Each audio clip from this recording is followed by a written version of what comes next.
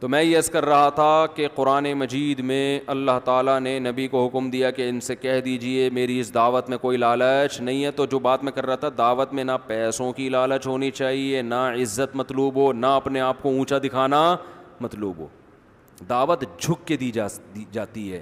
دیکھو تبلیغی جماعت اتنی کامیاب کیوں ہے, اتنی کامیاب, حالانکہ ایک پیسہ بھی نہیں ملتا, کھانا چائے نسوار پان گٹکا سب اپنے خرچے پہ.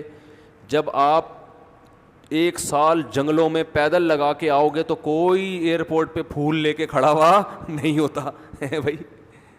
نہ دفتر میں کوئی انکریمنٹ لگ جاتا ہے, نہ گورنمنٹ کی طرف سے کہ ماشاء اللہ چونکہ ان کے کوئی سرٹیفکیٹ بھی نہیں ملتا.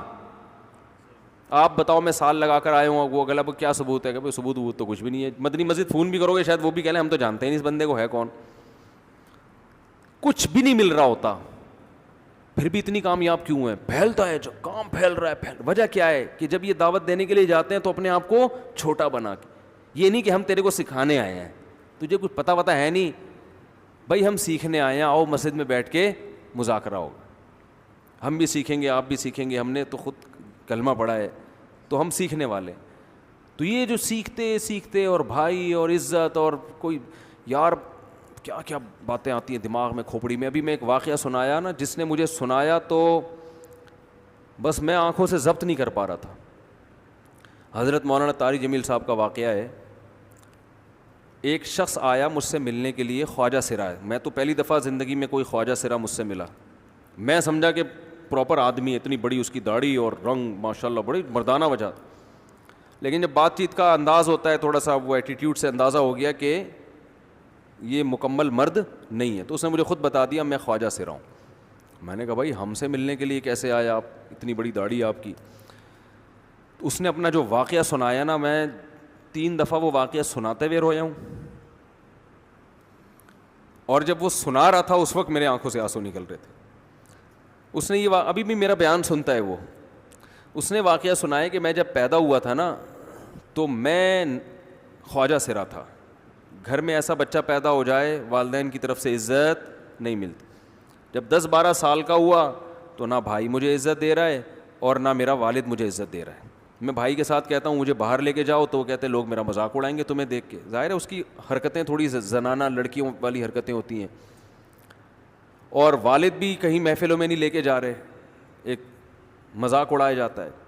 کہنے ایک دفعہ میں کہیں گزر رہا تھا تو یہ جو ہوتے ہیں نا خواجہ سراؤں کی پوری ایک جماعت تھی, انہوں نے مجھے پہچان لیا, دیکھا اتنا اچھا. اس وقت نہ اس کی داڑھی اور یعنی اس میں خواتین والی ہی علامتیں تھیں زیادہ.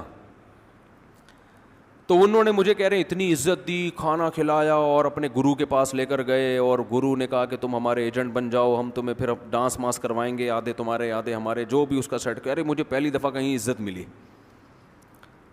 تو لیکن میرے ابا کو پتہ چل گیا تو ابا نے لا کے طبیعت سے کوٹ دیا, ٹھیک ہے نا, کہ دوبارہ ان میں نہیں بیٹھنا. ٹھیک ہے ہم نے توبہ کر لی بھائی, یہ برے لوگ ہیں, ڈانس ماس اچھی چیز نہیں ہے, ٹھیک ہے. تو اب کیا ہوا, کہتے ہیں کہ پھر جو ہے نا کچھ دنوں میں کہیں کسی سے جھگڑا میرا ہوا کسی بات پہ, تو اس نے انتقام لینے کے لیے شکایت لگا دی ابا کو کہ یہ دوبارہ ان کے پاس گیا, حالانکہ وہ جھوٹی شکایت تھی. اب ابا کو لگا کہ یہ صحیح کہہ رہا ہے جس نے شکایت لگائی ہے, کیونکہ شبہ تو تھا نا ابا کو دوبارہ جائے گا. ابا نے پھر مارا. تو کہہ رہے ہیں میں بول رہا ہوں کہ میں نے یہ کام نہیں کیا, میں نہیں جا رہا ان کے پاس, میں نہ ناچ گانا سیکھ رہا ہوں, کچھ بھی نہیں. لیکن ابا نے اس کی باتوں میں آ کے انکوائری نہیں کی ہوگی پوری, وہ سمجھے ہوں گے کہ بھائی ایسا ہی ہے, تو ابا نے پھر کٹائی لگائی. تو اس کے دل میں منفی جذبات پیدا ہو گئے اور یہ گھر سے بھاگ گیا کہ بھائی مجھے ویسے تو عزت نہ یہاں مل رہی ہے اور میں ذلت برداشت بھی کر رہا ہوں, تو بھی کہہ رہے میں وہاں چلا گیا.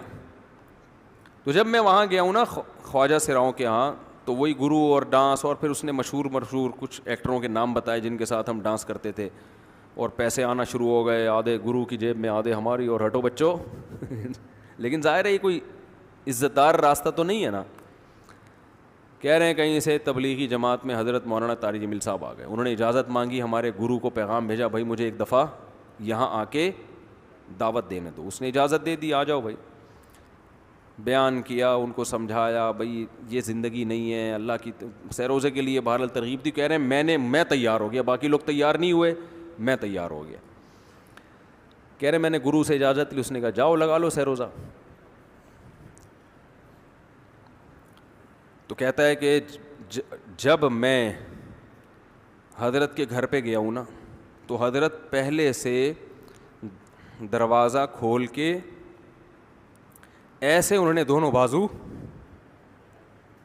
پھیلائے ہوئے تھے استقبال کے لیے, پہلے سے کھڑے ہوئے تھے علماء کے ساتھ. کہتے اتنے مشہور آدمی, اتنی بڑی سیلیبریٹی اور اتنے بڑے بڑے علماء, ان کی پگڑیاں, ان کے اتنا خوبصورت لباس, جو خود عزت دار لوگ ہیں, کہہ رہے ایسے جو ہے نا میرے استقبال کے لیے دونوں بازو پھیلا کر کھڑے ہوئے ہیں, اور ایسے مجھے بیٹا بنا کے نہ اپنے سینے سے لگایا کہ تو میرا بیٹا ہے. کہہ رہے خدا کی قسم مجھے زندگی میں پہلی مرتبہ کسی سے پہلی مرتبہ ایسی عزت ملی مجھے کسی سے, اور اس عزت دینے میں مولانا کا کوئی مفاد, بولو بھائی, کچھ بھی, بلکہ ذلت ہوگی نا. لوگ کہتے ہیں خواجہ سرا کو بیٹا بنایا ہوا ہے, اور اس وقت تو اس میں بیچارے میں کچھ زنانہ سی علامتیں بھی تھیں, تو خواجہ سرا کو کیا دے رہے ہیں, عزت دے رہے ہیں. کیا کسی تاجر پہ محنت کرو تو تھوڑا چندہ دے دے گا مدرسے کو, ایسا ہی ہے نا.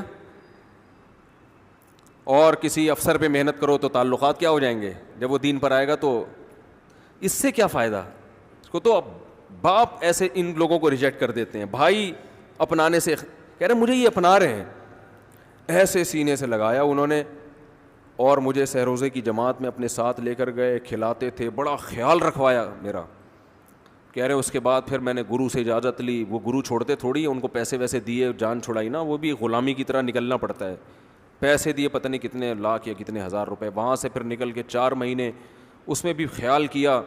تو پھر تبلیغ کے بزرگوں سے ملا, پھر انہوں نے پورا مجھے بتایا کہ بھائی تم یہ علاج کرو تاکہ تمہارے اندر یہ زنانہ علامتیں ختم ہو. تو وہ علاج کر رہا تھا ماشاء اللہ, اس انجیکشن لگے, انجیکشن میں ڈاکٹروں کی بھی مدد کروائی. یہ ایسی NGO ہے میرے بھائی جس کو کوئی بھی NGO نہیں کہتا, نہ ان کے کوئی اشتہار آ رہے ہیں. کتنے لاکھوں لوگوں کو اس طرح سے یہ لے کر بھی آئے اور ان کے مسائل بھی حل کیے, مگر نہ کوئی ویڈیو بن رہی ہے, نہ کوئی اشتہار آ رہا ہے. یہ تو اس نے خود مجھے بتا دیا نا, اور اس نے کہا ایسے سینکڑوں لوگوں کے ساتھ ہوا ہے. تو اس کی ماشاء اللہ اب داڑھی نکل گئی. اس نے کہا آہستہ آہستہ میں, اللہ سے امید ہے کہ مکمل مرد بن جاؤں گا میں. تو یہ ہے وہ دعوت جس میں آپ کا کوئی مفاد, بولو, نہیں ہے. تو دعوت کے کام میں جب تک اس درجے کا اخلاص نہیں ہوگا, اس وقت تک آپ کی دعوت میں جان پیدا نہیں ہوگی.